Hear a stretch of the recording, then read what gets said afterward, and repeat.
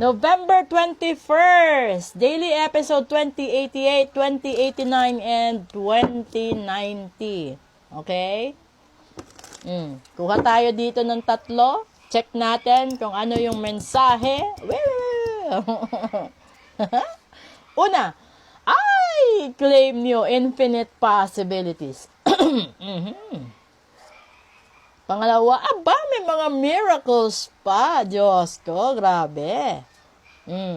Dito. Pangatlo, self-reliance. Ito yung pinaka. Okay. Kasi, nagkakaroon ng infinite possibilities. Ibig sabihin nito, merong mga paparating na mga blessings. Blessings sa pag-ibig, blessings sa negosyo, sa trabaho, no? Sa kalusugan, at mga milagro na mangyayari.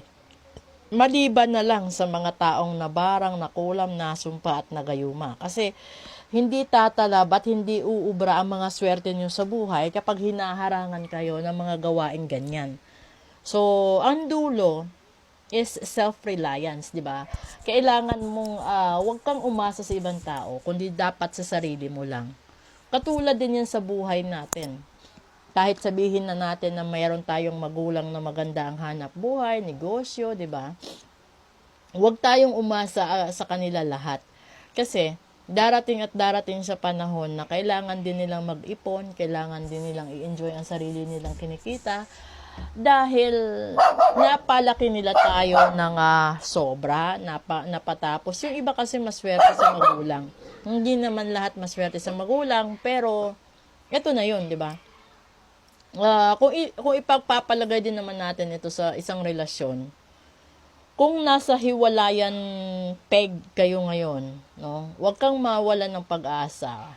Kasi kung hindi naman siya babalik sa buhay mo, sinisiguro ko, may mga milagrong niluluto si universe para sa inyo na magkaroon naman kayo ng sarili ninyong soulmate. Doon naman sa mga umaasang mabuntis, ito din yon, isa din ito. Doon naman sa umaasa na umunlad yung buhay, matanggal yung mga kamalasan. Pero kapag gawa kasi ng tao, kailangan nyo talagang iparitual yan, ha? Kasi kahit anong sipag ang gawin mo, kahit anong luhod sa simbahan at tirik ng kandila, hindi yan magbabago kasi yung ginagawa nila is iba.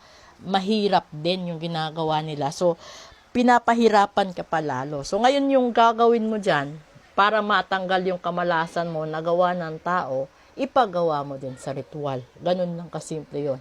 So, wala na. Ganito lang dapat kaiksi yun eh. Kasi yung mga espiritu, nag-aabang, binibigyan ka ng maraming pagkakataong magbago, binibigyan ka ng maraming pagkakataon na magkaroon ng trabaho, magkaroon ng maraming sources of income para sa pambili ng pagkain, maraming kaibigan para maging daan mo, makahanap ka ng tamang landas o minsan kasi may mga kaibigan din na sila din yung nagiging gabay mo tungo sa mabuting landas. Yung ibang kaibigan kasi hindi naman maganda ang landas. Opposite, 'di ba? Pero yung miracle kasi binibigay lang lagi yan sa mga deserve na tao. Halimbawa, hindi mo na malayan yung mga maliliit na bagay na ginagawa mo sa kapwa mo. Para sa'yo, napakaliit yun. Para sa'yo, baliwala yun. Pero, in time, no, napakarami mo ng credits na naipon doon sa langit. Na kapag dumating yung panahon na ikaw naman yung nangangailangan, yung mga credits na yun, parang discount mo, no, sa paghingi ng shortcut na solution sa buhay mo. Ganun yun. So, kung tayo, nanggo-grocery tayo, nakakaipon tayo ng points pang discount natin sa susunod, ganun din sa langit, o sa universe, sa ibang tao. Yung ginagawa natin kabutihan sa ngayon, naiipon yan. At nakikita yan ni universe at ni God na, ay, itong taong ito, nung kapanahunan niya na masigla pa siya, kaya pa niya tumulong, ginawa niya lahat. So, ngayon na siya naman yung nangangailangan ng tulong, kahit hindi niya hingin, binibigay ng kusa, di ba? Isa doon is yung milagro para humaba ang buhay mo. Minsan, kahit matindi na yung sakit na yon, sobrang cancer na, nawawala, napapahid lang ng isang milagro. So, yung mga tao na ayaw umamin sa kasalanan nila, Yun yung mga tipo ng tao na matagal makatanggap ng milagro. Kasi ayaw mong aminin lalo na yung mga ma-pride, ma-ego, etc., etc., etc. Yun na yun, basta marami. Okay? So, proceed tayo sa special episode natin. Maraming salamat po sa inyong lahat. Bye!